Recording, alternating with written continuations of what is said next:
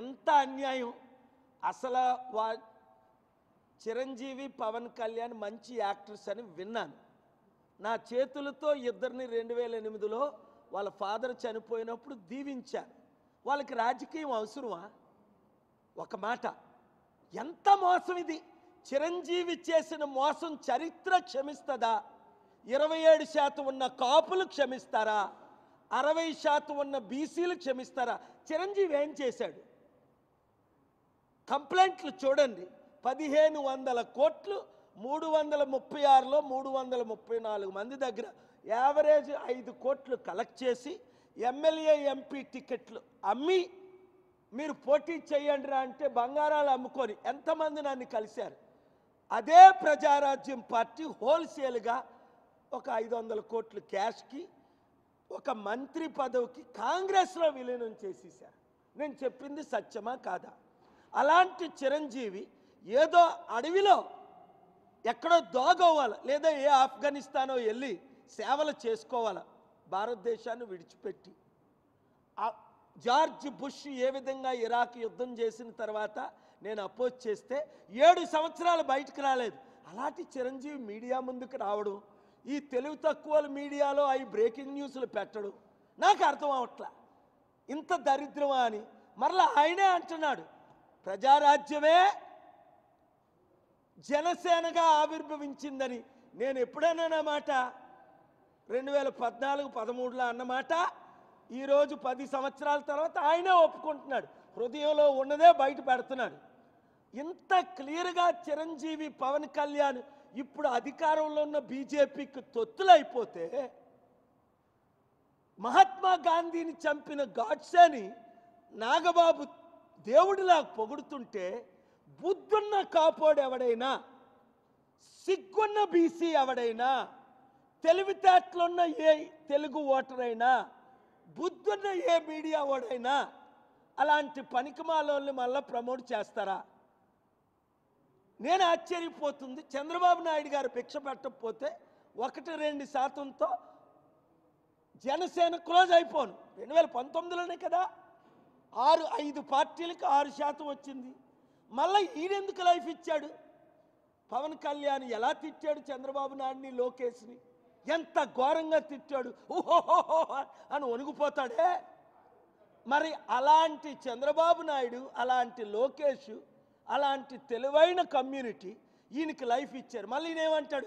మరలా తిడతాడు, మరలా మోదీ జైల్లో పెడతాడు చంద్రబాబుని, మరలా పవన్ కళ్యాణ్ బీజేపీలో విలీనం చేసుకుంటారు. వీళ్ళందరికీ పోస్టులు ఇస్తారు. కాపులకి న్యాయం ఏమైంది? ఒక్క కాపుడైనా బాగుపడ్డా? ఒక్క బీసీ అయినా చిరంజీవి పవన్ కళ్యాణ్ ద్వారా బాగుపడ్డా? ఒక్క దళితుడైనా బాగుపడ్డా?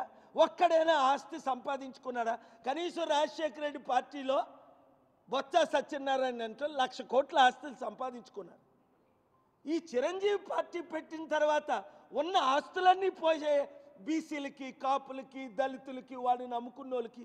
పవన్ కళ్యాణ్ పార్టీ పెట్టిన తర్వాత ఉన్న ఆస్తులన్నీ పోయాయే. ఆస్తులు పోయిన పార్టీల్లో మళ్ళా జై జనసేన అన్నాడు నిన్న చిరంజీవి. నోట్లో నుంచి వచ్చిందా లేదా? ఎంత దారుణం! తెలివైన తెలుగు ప్రజలందరూ ఒక్కొక్కరు 100 మందికి చెప్పండి, K Paul is God sent angel from God to do justice for our Indians, especially Telugu community. అంతే కదా. మరి ఇప్పుడు వాళ్ళకి డీల్ జరుగుతుంది. జనసేనని బీజేపీలో విలీనం చేయాలి అంటే, చంద్రబాబు నుండి బయటికి రావాలి అంటే చిరంజీవికి అక్కడ సెంట్రల్ మినిస్టర్ పోస్ట్ ఇవ్వాలి అని పవన్ కళ్యాణ్ నెగోషియేషన్స్ చేస్తున్నాడు. ఎవరితో? బీజేపీ. ఎందుకంటే వచ్చే సంవత్సరమే జమిలీ ఎలక్షన్స్ వచ్చేటట్టు కనబడుతున్నాయి. ఈ మూర్ఖులు ఏమనుకుంటున్నారు? చంద్రబాబు నాయుడు కట, మోదీ అట ముర్ము తర్వాత ప్రెసిడెంట్ చేస్తారట. ఓరు బుద్ధి భూమి వెళ్దామని అంటే చంద్రబాబు నీ గతి గాడిదలకి అయిపోతుంది. జైల్లో బయటికి రా.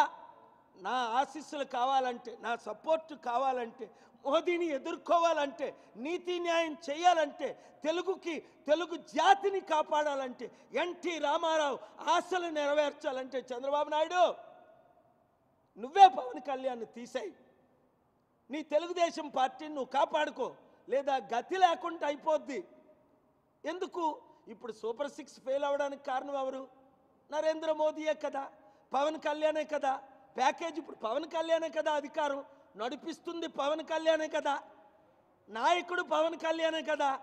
బుద్ధున్న వాళ్ళందరూ పవన్ కళ్యాణ్కి ఓట్లేసిన వాళ్ళందరూ బాయ్కట్ చేయాలి. అదే ఒక ఆయన మంచి మెసేజ్ పెట్టాడు, నేను పవన్ కళ్యాణ్ ఫ్యాన్ సార్, పవన్ కళ్యాణ్కే ఓటేశాను సార్, తప్పు అయిపోయింది పాల్గారు, నెక్స్ట్ నా ఓటు మీకే అన్న వాళ్ళందరూ ఆయనలాగే 100 మంది 1000 మందికి చెప్పండి.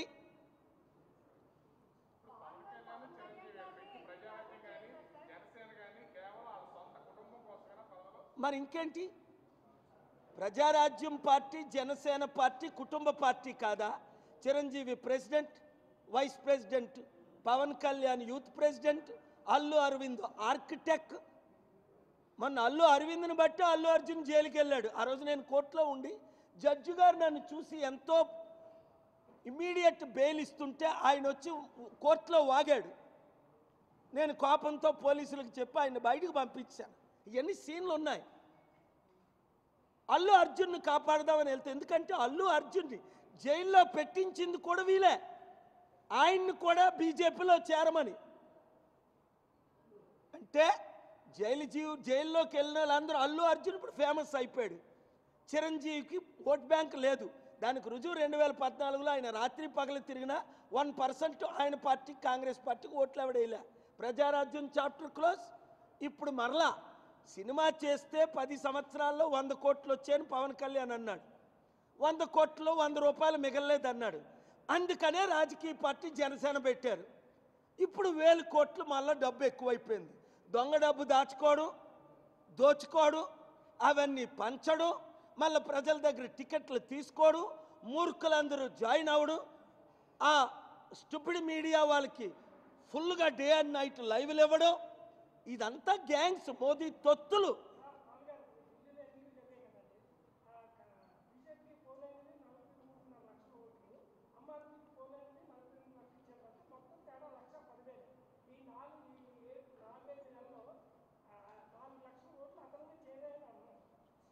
అవన్నీ నేను సుప్రీంకోర్టులో ఫైల్ చేస్తున్నానండి, ఆల్రెడీ చేశాను. రివ్యూ పిటిషన్ కాకుండా క్యూరేటివ్ పిటిషన్లో. Aam Aadmi party ఓడిపోలేదు. Number 1, Aam Aadmi party, మీరు మంచి ప్రశ్న అడిగారు కనుక, ఆమ్ ఆద్మీ పార్టీకి 1,86,000 ఓట్లు తేడా రావడం కరెక్టే. రెండోది, ఎక్కడ తేడా వచ్చిందంటే, ఉన్న ఓట్లు 25% కేజ్రీవాల్ ఉన్న నియోజకవర్గంలో, జైన్ ఉన్న నియోజకవర్గంలో, మనీష్ సిసోడియా ఉన్న నియోజకవర్గంలో తీసేశారు. లీగల్గా ఉన్న ఓట్లు 4లో 1 తీసేశారు. మరలా ఒక 30-40 వేలు ఓట్లు ఈ 7 నెలల్లో పార్లమెంట్ తర్వాత మరలా చేర్చేశారు బీజేపీ తరపుని. ఉన్న లీగల్ ఓట్లు తీసేశారు, ఇల్లీగల్ ఓట్లు చేర్చేశారు, ఈవీఎంని ట్యాంపర్ చేశారు. లేదంటే 70లో 68 సీట్లు ఆమ్ ఆద్మీ పార్టీ గెలవాల్సిందే. నేను అది former home minister, health minister, 5 time minister అయిన జైన్ గారికి నేను ఫోన్లో 1 వీక్ ఎలక్షన్ ముందు చెప్పాను. ఫిబ్రవరి 5ది, జనవరి 28నే కలుద్దాం సార్. కేజ్రీవాల్ గారు 90 నిమిషాలు నన్ను కలిశారు.